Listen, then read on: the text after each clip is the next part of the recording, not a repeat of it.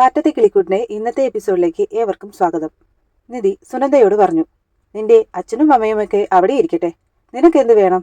നിന്റെ ജീവിതത്തിന് എന്താണ് ശരിയെന്ന് നിശ്ചയിച്ച് നീ തന്നെ ഒരു തീരുമാനമെടുക്കണം. എനിക്ക് സുഭാഷേട്ടൻ്റെ കൂടെ ജീവിക്കണം. പക്ഷേ അതിനുവേണ്ടി എനിക്ക് എന്ത് ചെയ്യണമെന്നറിയില്ല, സുനന്ദ പറഞ്ഞു. എന്താ ഒന്നും ചെയ്യാൻ പറ്റില്ലെന്ന് പറയുന്നേ? നിനക്ക് സുഭാഷേട്ടൻ്റെ കൂടെ ജീവിക്കണമെന്ന് ആഗ്രഹമില്ലേ? അപ്പോൾ അതിന് ശ്രമിക്കേണ്ടത് നീയല്ലേ? ഞാനിപ്പോൾ പറയാൻ പോകുന്നത് നീ എങ്ങനെയാ എടുക്കാൻ പോകുന്നതെന്ന് എനിക്ക് അറിഞ്ഞൂടാ. നമുക്കിഷ്ടപ്പെടുന്ന കാര്യം ചെയ്യുന്നത് എത്രത്തോളം പ്രധാനമാണോ അത്രത്തോളം പ്രധാനമാ നമുക്കിഷ്ടപ്പെടാത്ത കാര്യം ചെയ്യാതിരിക്കുന്നതും.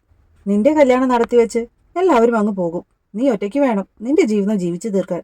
ഇഷ്ടപ്പെടാത്ത ഒരാളോടൊപ്പം നിനക്കെന്നും കഴിയേണ്ടി വരും. ഓരോ നിമിഷവും നരകമായിരിക്കും. നിന്റെ മാത്രമല്ല അയാളുടെ. മറിച്ച് നിനക്കതൊരു പ്രശ്നമായിട്ട് തോന്നുന്നില്ലെങ്കിൽ, ആ ജീവിതമായിട്ട് നിനക്ക് മുന്നോട്ട് പോകാൻ സാധിക്കുമെങ്കിൽ, നിനക്ക് മനസ്സ് മാറ്റി ഒരു പുതിയ ഒരാളായിട്ട് ജീവിക്കാൻ കഴിയുമെന്ന് നിനക്ക് ഉറപ്പുണ്ടെങ്കിൽ നിനക്ക് ആ കല്യാണമായിട്ട് മുന്നോട്ട് പോകാം. പക്ഷേ ഈ മനസ്സും വെച്ചാണ് നീ മുന്നോട്ട് പോകുന്നതെങ്കിൽ ദയവ് ചെയ്ത് നീ ആ കല്യാണത്തിന് നിൽക്കരുത്, നിധി പറഞ്ഞു. ചെറുപ്പം മുതലേ എനിക്ക് സുഭാഷേട്ടനെ ഇഷ്ടാ. ഇപ്പോൾ ആ ആളെ മറന്നിട്ട് വേറൊരാളെ വിവാഹം കഴിക്കാൻ പറഞ്ഞാൽ എനിക്കതിന് പറ്റില്ല. ഈ കാര്യത്തിൽ നിനക്കെന്നെ എങ്ങനെയെങ്കിലും ഒന്ന് സഹായിക്കാൻ കഴിയുമോ? സുനന്ദ നിധിയോട് ചോദിച്ചു. പക്ഷേ നീ ഒരു തീരുമാനമെടുത്താ പിന്നെ നീ അതിൽ നിന്ന് മാറുമോ? അതിലുറച്ചു നിൽക്കില്ലേ? നിധി ചോദിച്ചു. എന്താ അങ്ങനെ ചോദിക്കുന്നേ? എൻ്റെ അവസ്ഥ നീ കാണുന്നില്ലേ? സുനന്ദ ചോദിച്ചു. അതറിയാവുന്നതുകൊണ്ടാ വീണ്ടും വീണ്ടും ചോദിക്കുന്നേ, നിധി പറഞ്ഞു. എനിക്ക് സുഭാഷേട്ടനെ തന്നെ വേണം, അതിലൊരു മാറ്റവുമില്ല, സുനന്ദ പറഞ്ഞു. എന്നാ പിന്നെ കല്യാണം കഴിച്ചൂടെ? നിധി ചോദിച്ചു. സുനന്ദ നിധിയെ ഒന്ന് നോക്കി.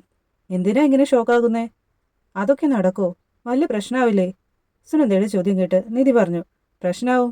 വലിയ ഇടിയും വഴക്കും ഒക്കെ ഉണ്ടാവും. അതൊക്കെ ഫേസ് ചെയ്യാൻ തയ്യാറായെങ്കിൽ നിങ്ങളുടെ കല്യാണവും നടക്കും, നിധി പറഞ്ഞു. എന്നാ നെക്സ്റ്റ് സ്റ്റെപ്പ് എന്താ ഞാൻ ചെയ്യണ്ടേ? സുനന്ദ ചോദിച്ചു. എന്നാ ഇന്ന് തിരിച്ചു പോയിക്കോ. ഇനി വൈകിയാൽ വീട്ടിൽ സംശയിക്കും. ഇന്ന് പകൽ വീട്ടിൽ ആർക്കും ഒരു സംശയമില്ലാത്ത രീതിയിൽ പെരുമാറണം. നാളെ 10 മണിയാകുമ്പോൾ ഇവിടെ വരാൻ പറ്റുമോ? എങ്കിൽ നാളെ ഈ അമ്പലത്തിൽ വെച്ച് നിങ്ങളുടെ കല്യാണം ഞങ്ങൾ നടത്തിത്തരും, നിധി പറഞ്ഞു. നാളെ 10 മണിക്ക് ഉറപ്പായും ഞാൻ എത്തിയിരിക്കും, സുനന്ദ നിധിക്ക് വാക്കുകൊടുത്തു. സുനന്ദയുടെ വീട്ടിൽ സുനന്ദയെ കാണാനും തലക്കുറി കൈമാറാനുമായി ചെറുക്കന്റെ വീട്ടിൽ നിന്ന് കുറച്ചുപേർ വന്നിരിക്കുകയാണ്. ചെറുക്കന്റെ അച്ഛൻ പറഞ്ഞു, അന്ന് ഇവനും കൂട്ടുകാരും കൂടിയല്ലേ വന്നേ. ഞങ്ങളും കുടുംബത്തിലെ കാർന്നോരും വന്ന് കുട്ടിയെ കണ്ട് മടങ്ങാന്നൊരു ചടങ്ങുണ്ടല്ലോ, അതുകൊണ്ട് വന്നതാ. ഒപ്പം തലക്കുറി കൈമാറുകയും ചെയ്യാം, ധനശേഖരൻ പറഞ്ഞു. 2 കുടുംബത്തിലെയും ആൾക്കാര് കല്യാണത്തിന് മുൻപ് പരസ്പരം കണ്ട് പരിചയപ്പെട്ടിരിക്കുന്നത് എന്തുകൊണ്ടും നല്ലതാണ്. എന്നിട്ട് ധനശേഖരൻ അളിയൻ ഗംഗാധരനെയും അമ്മയെയും ഭാര്യ ലളിതയെയും അവർക്ക് പരിചയപ്പെടുത്തി. ഞങ്ങളും ഒരു ചെറിയ കുടുംബ. കാരണവരെന്ന് പറയാനായിട്ട് അമ്മാവനാണ് പ്രധാനം, ചെറുക്കന്റെ അച്ഛൻ പറഞ്ഞു. തലക്കുറി കൈമാറാനായിട്ട് വരുമ്പോൾ അമ്മാവനെയും കൂട്ടി വരാമെന്ന് വെച്ചു, ചെറുക്കന്റെ അമ്മ പറഞ്ഞു. നാട്ടിലൊരു ജ്യോത്സ്യന്റെ അടുത്ത് ഞങ്ങൾ നാളും ജനനത്തീയതിയും ഒക്കെ വെച്ച് ഒന്ന് നോക്കിയിരുന്നു. ഇനി കാര്യമായിട്ട് നിങ്ങളും കൂടി ഒന്ന് നോക്കിക്കോളൂ, ചെറുക്കന്റെ അച്ഛൻ പറഞ്ഞു. അപ്പോഴേക്കും ലളിത സുനന്ദയെ വിളിച്ചിട്ട് വരാമെന്ന് പറഞ്ഞ് അകത്തേക്ക് പോന്നു. സുനന്ദയെ കണ്ട് ലളിത ചോദിച്ചു, ഹോ, ഇന്നെങ്കിലും ഉടുത്തൊരുങ്ങി നിൽക്കാൻ തോന്നിയല്ലോ. അല്ലെങ്കിലും പെൺകുട്ടികളുടെ കാര്യം ഇത്രയേ ഉള്ളൂ. ആദ്യമൊക്കെ മറക്കാൻ പറ്റില്ല, സഹിക്കാൻ പറ്റില്ല എന്നൊക്കെ തോന്നും. പിന്നെ അതങ്ങ് മാറും. ഇരുമ്പിനോടൊട്ടി നിൽക്കുമ്പോൾ കാന്തത്തിന് തോന്നും ജീവിതകാലം മുഴുവനും താൻ എവിടെ ഒട്ടിയിരിക്കുകയാണെന്ന്. അതിനെ അവിടെ നിന്ന് പറിച്ചെടുത്ത് ഇത്തിരി കൂടി കൊള്ളാവുന്ന ഇരുമ്പ് കഷ്ണത്തിലെന്ന് വെച്ചു നോക്കിക്കേ, അതവിടെ ഇരുന്നോളൂ. പെൺകുട്ടികളുടെ പ്രേമം എന്നൊക്കെ പറയുന്നത് അത്രയേ ഉള്ളൂ. നല്ല ഇരുമ്പ് നോക്കി പറിച്ചു മാറ്റി വെക്കുന്ന പണിയെ ഞങ്ങൾ വീട്ടുകാർ ചെയ്യുന്നതെന്നങ്ങ് വിചാരിച്ചാൽ മതി. ലളിത പറയുന്നത് കേട്ട് സുനന്ദയ്ക്ക് ദേഷ്യം വന്നു. എന്നാ അമ്മയും അച്ഛനെയും കൂടി പറിച്ചു മാറ്റി വേറൊരു ഇരുമ്പിൽ കൊണ്ട് വെക്കട്ടെ, ഒട്ടിയിരുന്നോളോ? ദേ ചെറ്റത്തര പറഞ്ഞ കണ്ണു കുത്തി പൊട്ടിക്കും ഞാൻ, ലളിത പറഞ്ഞു. അപ്പോൾ പിന്നെ വലിയ ഫിലോസഫിയും കൊണ്ട് ഇങ്ങോട്ട് വരണ്ട. നിങ്ങളൊക്കെ കൂടി ഇത് തീരുമാനിച്ചു. ഞാൻ നിങ്ങളുടെ ചരടിനൊത്താടാൻ വിധിക്കപ്പെട്ട വെറും പാവയാണെന്ന് എനിക്ക് മനസ്സിലായി. ഇനി അതിനൊത്താടിക്കോളാം പോരെ? സുനന്ദ ചോദിച്ചു. മതി, ആ ആട്ടമാ നിനക്ക് നല്ലതെന്ന് വൈകാതെ തന്നെ നിനക്ക് മനസ്സിലായിക്കോളും. ഇത്രയും പറഞ്ഞ് ലളിത അവർക്ക് ചായ കൊടുക്കാനായി സുനന്ദയെ ബലമായി കൂട്ടിക്കൊണ്ടുപോയി. സുനന്ദ എല്ലാവർക്കും ചായ കൊടുത്തു. ലളിത സുനന്ദയോട് എല്ലാവർക്കും നമസ്കാരം പറയാൻ പറഞ്ഞു. നിനക്ക് കുട്ടിയോടൊറ്റയ്ക്ക് സംസാരിക്കണോടാ?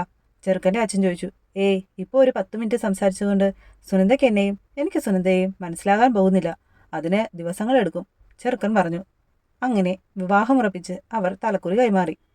ഇതേ സമയം നിധി വീട്ടിലെല്ലാവരോടും സുഭാഷിന്റെയും സുനന്ദയുടെയും കല്യാണത്തെക്കുറിച്ച് ചർച്ച ചെയ്യുകയാണ്. എല്ലാവരും പറഞ്ഞു, ആ പെണ്ണിന് ഇതൊക്കെ ഒരു കളിയാണെന്നേ, കറക്റ്റ് സമയത്ത് മുങ്ങിക്കളയും. ഇത് കേട്ട് നിധി പറഞ്ഞു, ഇല്ലെന്നേ, ഇത്തവണ അങ്ങനെയൊന്നും ഉണ്ടാകില്ല. സുനന്ദ എനിക്ക് വാക്കു തന്നിട്ടുണ്ട്. പക്ഷേ അതാർക്കും അത്ര വിശ്വാസമായില്ല.